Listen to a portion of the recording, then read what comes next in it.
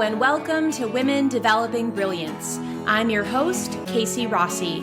It's my great pleasure to present interesting stories of creative women sharing their message and lighting up the world with their presence and offerings. Get ready to be inspired. You can learn more about creating a business that you love by visiting kcrossi.com. Enjoy!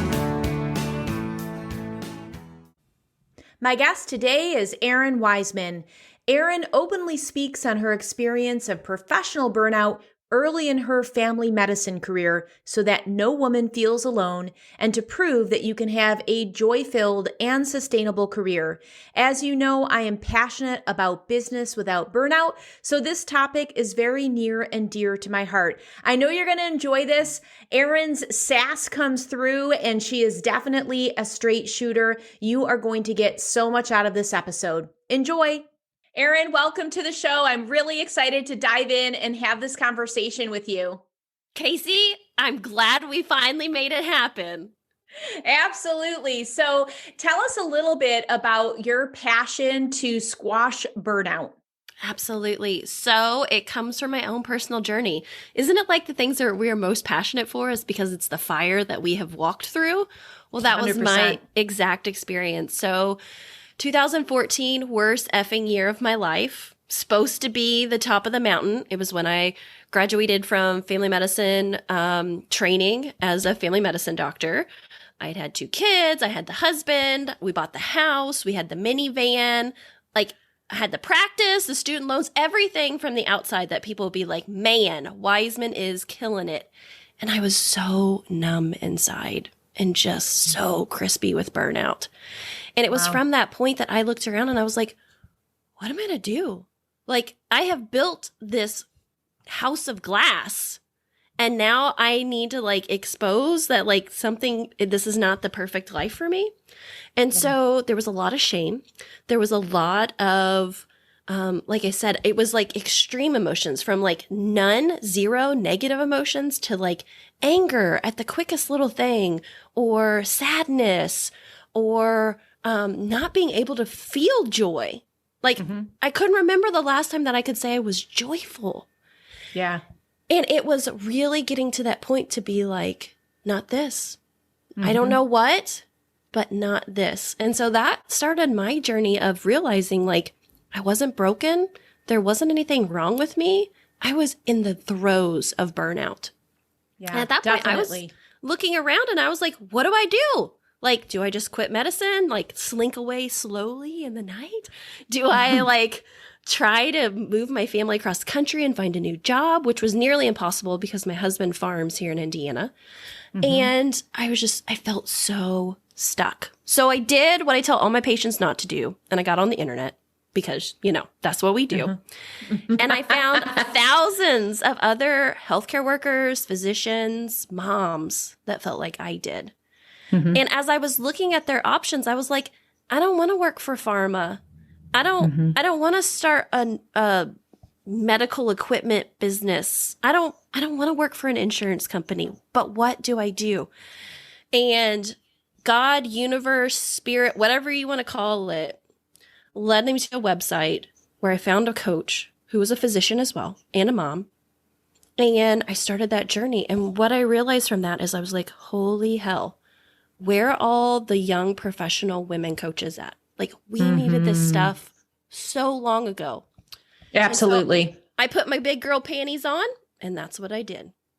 I love that. So you said so many juicy things. I want to rewind first off to the part where you really outlined the lack of emotions or the feelings or the signposts of what burnout even looks like, because I think a lot of people just think this is my normal. This is what I see my friends also. Exactly. This is what it is. So really going from the extreme of no emotions and numbness all the way to maybe having a very short fuse. I would love to just pause here and ask your professional opinion of what other signs and symbols should we be looking out for in the realm of burnout? Absolutely. And so it looks different in women and then in men. which is interesting if you think about it. The formal diagnosis, I guess if you want to say, of burnout or workplace stress disorder is kind of the formal name that's becoming to known as emotional exhaustion, depersonalization, and the feeling of lack of impact in your work specifically. And it's really, really interesting for women. We tend to go through all three of those. We are quicker to admit that we are having symptoms. Men do go through all three of them, but they typically will only admit when they get to the lack of personal satisfaction. Oh, interesting. And that's why also we know that, especially in healthcare, so, that's what I specialize in, but really I specialize in all high achieving alpha females because doctors aren't special. Like, we're just like everybody else. And so many times, I think culturally, in a patriarchal set culture, when you are in a high achieving position, you're taught you can't have feelings. So when you're in burnout and you're emotionally exhausted and physically exhausted and mentally exhausted and spiritually exhausted, you feel like you can't even talk about it and self-disclose. Because if you do, then that means you're weak.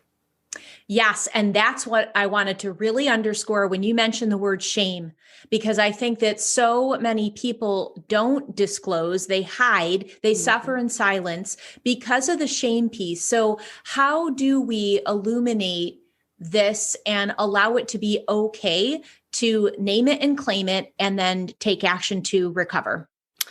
I love the matron saint, Brene Brown, when she brings all this in about shame. I mean, it's exactly in that form, like shame cannot hide in the light.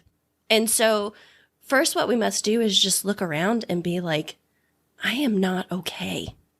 And really getting in touch with that, because so much we're trained to like push through. You can rest on the weekends. Keep going. When the kids get bigger, come on now. Next season, you'll be off call as much. And really what we need to do and stand up is bring it into the light and say like, no, I'm not okay. And part of that is forming boundaries. Part of that is knowing who you really are and what you really want, and then standing in your power in that. But just putting your finger on it, like getting the pulse, understanding what your vital signs are. Because remember, we call them vital signs because they're vital. They are so important. And so there's lots of tools that you can use. I personally love the Wheel of Life. I use it all the time just to get a quick set of vitals to be like, how satisfied are you with your life right now? And like, no judgment. We're not fixing anything. We are simply assessing and trying to understand like where we are at now. And I think once then you can get into like the where am I now, then you can start digging into like getting into that shame piece, which is dissected with vulnerability. But I caveat that too is like, you don't open your heart and soul up to everybody on the internet. You only become vulnerable in a community or with people who have earned your trust. Such an important point.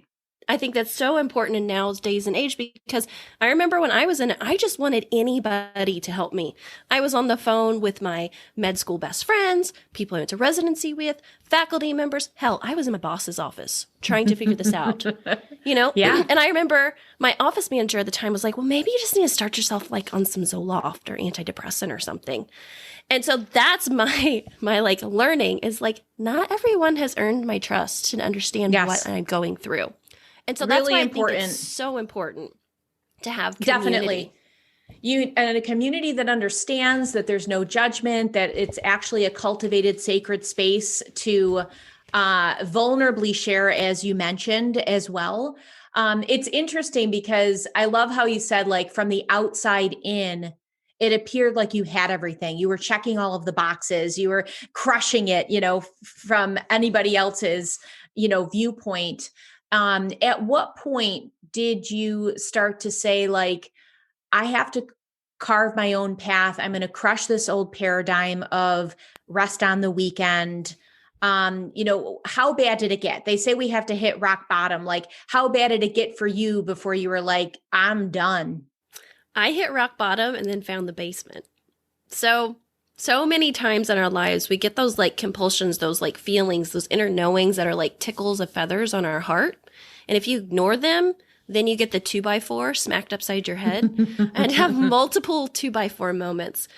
But when I found the basement is when it was a Sunday night. I was having Sunday dreads, or Sunday scaries, people call them. 2 little boys in the next room listening to Paw Patrol. And I was silently sobbing and thinking, I can't do this anymore. And my husband came in and he's like, what do you mean you can't do? And I was like, all of it. I cannot do this anymore. And he was like, well, what's going on? Like, really trying to get into it. And it was at that moment that I realized I was not made for this. Mm-hmm. Even though my whole life I had worked up, I was going to be a doctor and I was going to go back to the country and I was going to take care of those blue-collar workers who are marvelous in our community. It didn't work out. Mm-hmm. And so giving myself the permission in that moment to say, not this. But then comes the next scary wave that's like, then what? Mm-hmm. And luckily that was when I met my coach. I started working with her and just being empowered to be like, you may not have all the answers now. Like, I'm very much a checkboxer, rule follower. I mean, you don't get to where I am unless you do. And so coming out from being on the railroad tracks of medicine to realizing it's kind of more like the wild, wild west, but you're not doing anything wrong if you don't have every step already pre-planned 5 years in advance was really empowering for me. I knew I had a passion to take care of people. And I think it was when my coach asked me, like, what were you put on this earth to do? Of course, my immediate answer was like, be a doctor, be a mom, be a wife. She was like, no. Like, no titles. What were you, Errin Weisman, put on this earth to do? And it just kind of bubbled up for me. And I was like, I help heal. I help heal. Like, I heal people. And once I was able to strip off the title of doctor, physician, mom, wife, and give myself place to grow, I realized I could be a healer in thousands of ways. Yes. Oh my gosh. I love that. I love the fact that you were willing to break out of the box and to dissolve the shoulds. And I would love you to talk a little bit more, like, how do we remove that layer of shoulds in our life? Like, so often, so many high achieving women put that on themselves. So how can we dissolve that? Ask the question, is this mine to hold? Like, that should? Is this really mine to hold? Because so much of my should statements were early life programming. Errin, you're smart. You should be a doctor. Errin, you're ambitious. You should be a leader. Errin, you're so compassionate. You should be a great mother. And what I had to realize is that, were those really mine to hold? Were those really my expectations and really what I wanted? And as I started to peel those back and really, really get in touch with that, I realized, no, I didn't want that. I didn't want it how it looked. And then also the big one is the shoulds in the work environment. I don't know about you, but I had a lot of shoulds on what I should show up as a physician, shoulds for my patient, shoulds for my colleagues, shoulds for my administration, shoulds for my insurance companies that pay me. And what I had to realize is, like, my value is not based on my productivity, because that's I was huge. Being told I should work more. I should take more call. I should see more patients. And it was like, no, when I could get in touch with my inherent value, whether or not I picked up my stethoscope again another day, that was revolutionary for me. That absolutely. And how do women understand their true value in a way so they can show up authentically and stand in their power and use their voice? I think we have to get away from instrumental value. Like, that's what drives our economy. Like, I give you $20 and you hand me back an amazing coffee and a scone. Like, we have to stop thinking of things as very transactional and realizing that things are just valuable as is. Like, look at a beautiful piece of art. Like, we really ever put a price on that? Or before COVID, I traveled to Arizona and I just had my mind blown about this landscape that I had no idea was just so amazing. Could I really put a monetary value on that experience? Hiking in the Santa Catalina Mountains? Like, no. And so I think that's why we have to look back from our lives, because so many times we've been taught our value is our paycheck. Our value is the behavior of our children. Our value is how we support everyone around us. When in fact, we have to get away from that transitional and say, like, I am valuable as is. Did you ever just wish there was a group of high-vibe women entrepreneurs that you could hang out with? A place where you could share your wins, get a biz question asked, and be around people that just get you? Well, there is, my friend. It's my Women Developing Brilliance Facebook group. I created a place on the web where like minds and open hearts could continue the conversations that we start here on the podcast. Fulfill your desire to develop friendships with women from around the globe, women who are on the solopreneur journey just like you. Now more than ever, we are craving authentic connections. Believe me, your voice matters, your work matters, and having the support of a close-knit community can make all the difference in the world.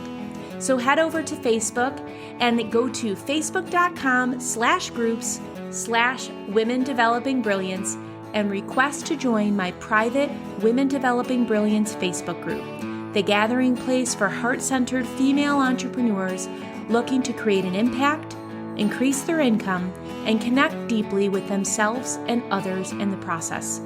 I can't wait to welcome you in my Women Developing Brilliance Facebook group, where you'll be encouraged to introduce yourself, ask a question, and meet other ambitious lightworkers just like you.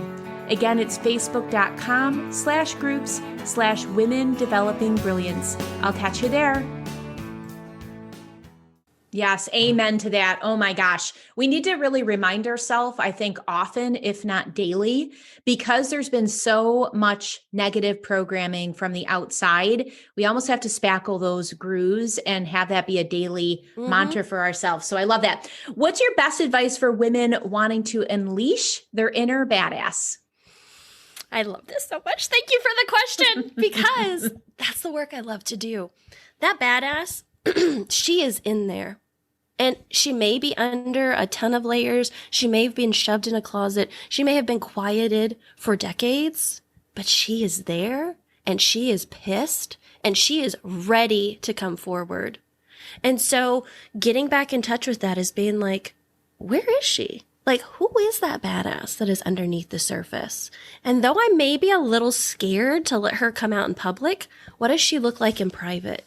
And really getting back in touch with that. Because as women, so many times we've been told that our desires, we should not have them. They are sinful. They are inappropriate. Like, no. And that's where I say, start exactly. What are you desiring? And maybe you don't even know because you've suppressed that for so long, but I bet you know what you're jealous of or envious of. And that's exactly what your body is telling you. Like, hey, I want that. I want to participate in that. I want to wear cheetah shoes. I want to have, whatever. And really getting it not for just the having, but what does it mean to you? So really getting back in touch with that badass is really getting back in touch with yourself. That is amazing. And for those that are like, that sounds awesome, Errin, what would be a good first step for them? Because I think that, again, the shame piece, the guilt piece, the good girl complex, the people pleasing, that all rises to the surface. So for somebody that's wanting to make, this endeavor and like give themselves permission, what's a good first step for them? I think first and foremost, what you have to do is remind yourself there's no more grades. There is no more report cards. There is no more failing. Because so many times, like I went to school until my 30s. And so it's a hard complex to give up. And so when we really want to step into it and give ourselves permission, it's just reminding yourself, like, it's just about being. It's not about being graded anymore. It's not about even doing it excellently. Just do it. Just try. Just show up. Because here's what happens. When you start to put your actions into the world, you start telling your old brain here, like, oh, we're doing this different now. We're showing up differently. My biggest thing, and it was because of the good girl complex, like, good doctors don't cuss. Good doctors don't dress crazy. Good doctors don't tell patients exactly what they're thinking. And that's what I started to trial. And I'm like, I wonder if I like just honestly like told people with all the love in my heart, but like, no, and set boundaries. It was amazing how my days change. It was still the same number of patients. It was still the same office. It was still the same working staff. But when I showed up in my integrity, and instead of like compromising or like beating around the bush, and I just was like, no, like this is my opinion, take it or leave it. It was amazing how my days felt. And I bet it was amazing for the clients and patients as well, because it's refreshing. It's refreshing when someone can shoot it to you straight. And it is exciting and invigorating to see someone like living in their most authentic self. And I do think that that brings a spark of inspiration of like, if she can do it, I can do it. Absolutely. Yeah. If I can change my life, walk away from that office, go practice medicine in a different way, still be a doctor and become a life coach as well, anyone can do it. Yeah, that's awesome. So I'm curious, what do you see unfolding in 2021 for women in general? COVID's not going anywhere. We know even if we get vaccines pushed out, there's still going to be a certain population who are not going to take them. And so we're concerned about herd immunity. So as much as we want to come out of quarantine, as much as we want life to go back to normal, it's not. And so if you were starting to get a little crispy around the edges with burnout, if 2020 really sucked the life out of you, 2021, unfortunately and fortunately, is not going to be any different. So it's up to you to make it different. And I say that in a caveat in a lot of different ways, because just like today, my kids were back to school. We were doing fine. Then the weather dumped a whole bunch of snow on us. We're out of school. We're on an e-learning day today. We're back homeschooling again. Something I never wanted to do again. And we're back. And so having those things in place to be like, oh, no, we're not going back to how it was. We have changed is so important. So if you are feeling crispy, if you're feeling unfulfilled in your job, if you know deep down in your heart that there is something more for you, I encourage you, friend, now is the time. There's no more waiting, because it's only going to be more challenging. I guarantee it. 100%. And it's interesting because I think that we're even dealing with something a little bit like when it first came out in 2020, there was like the shock value. There was like trying to get our sea legs and that, trying to pull it all together and cope. But something happened when we were approaching the new year. And I think many people felt that they were magically, when that calendar turned to 1/1/21, everything was going to be different.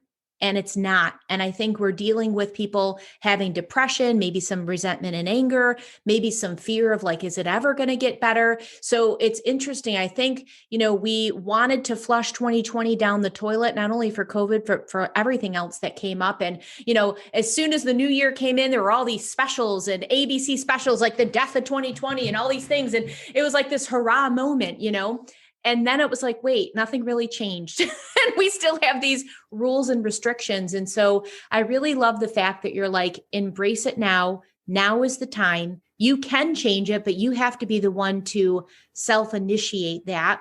So what's one or two tips that our listeners can do to be empowered to make the change and start with their own self and their own family and their own backyard?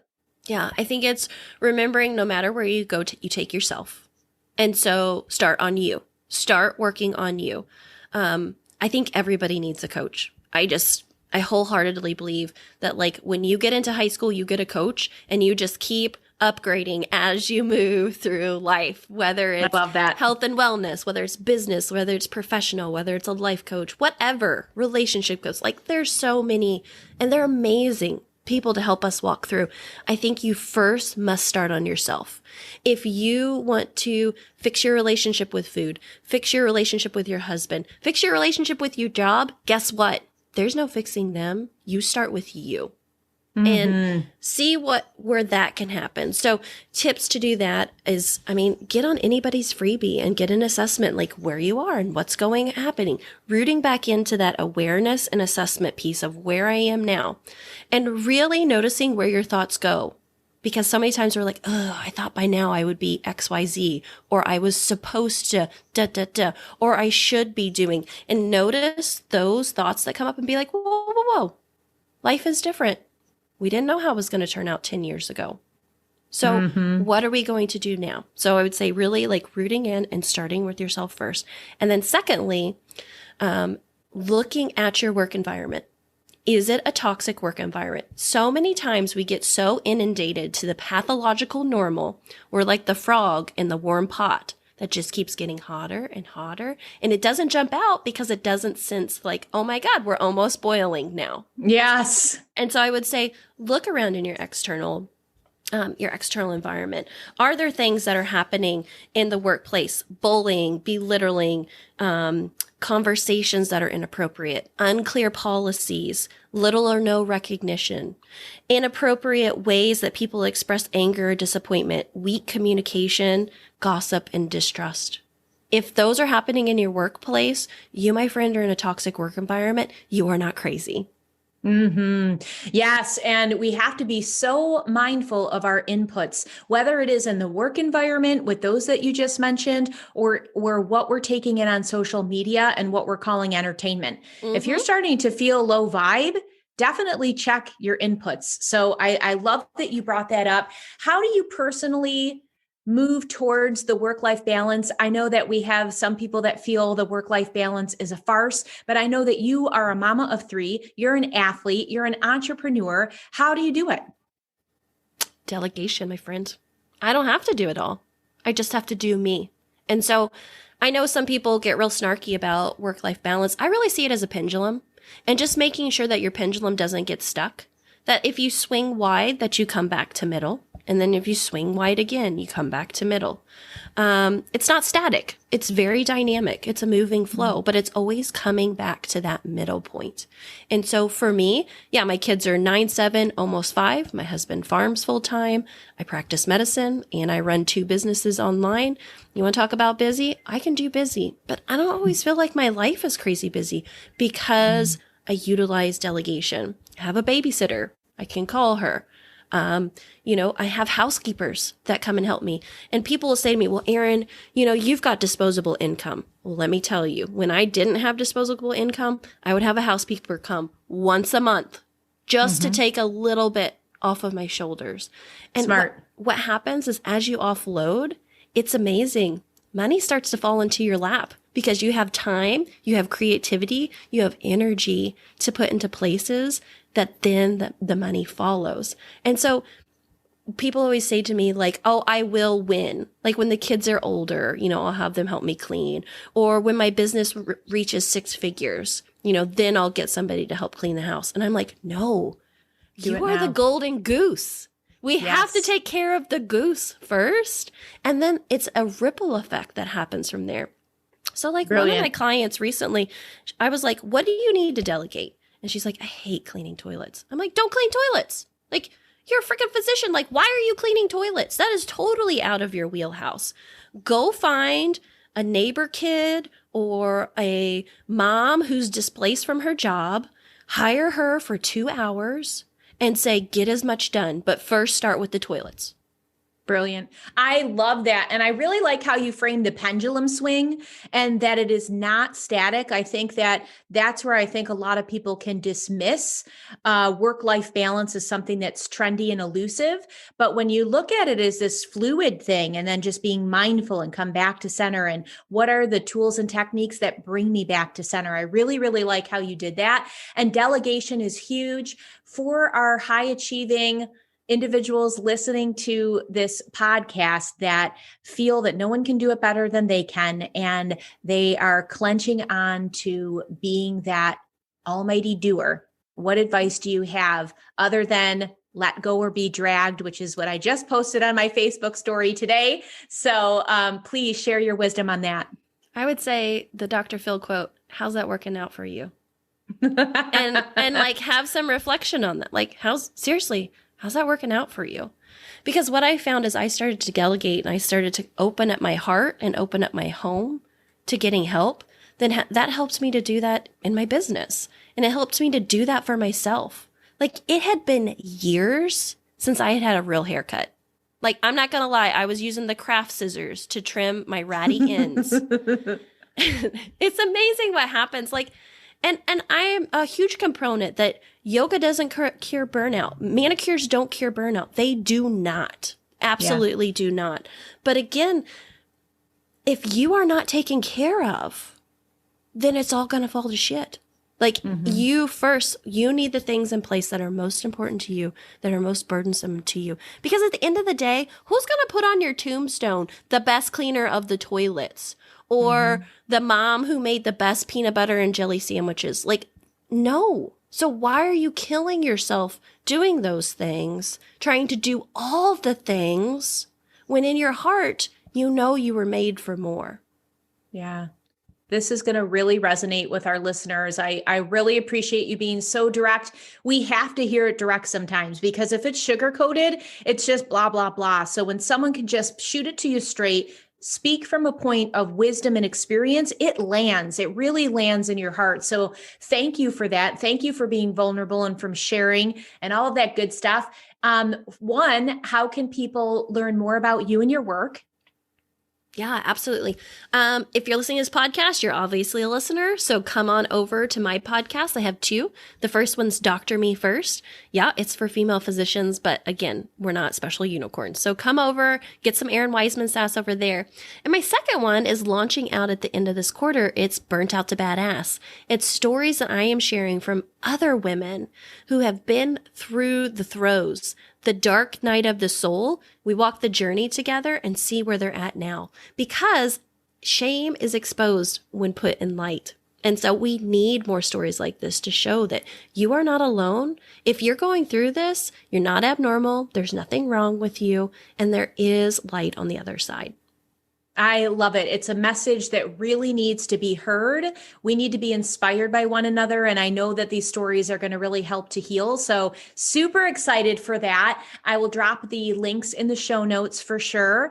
And if you were going to leave our listeners with some bright light wisdom as we wrap up, what would you like to share today? I would say, from the place that was the basement at the bottom of the pit to now a true and real mountaintop. If I can do it, so can you. Awesome. Thank you so much for being here, Errin. It was a total pleasure. Thanks for having me. I hope you enjoyed today's episode on Women Developing Brilliance. If so, head on over to Apple iTunes and subscribe to this podcast. And I'd be grateful if you could leave a review or a rating so more people can benefit from these inspirational stories about the solopreneur journey. Thank you.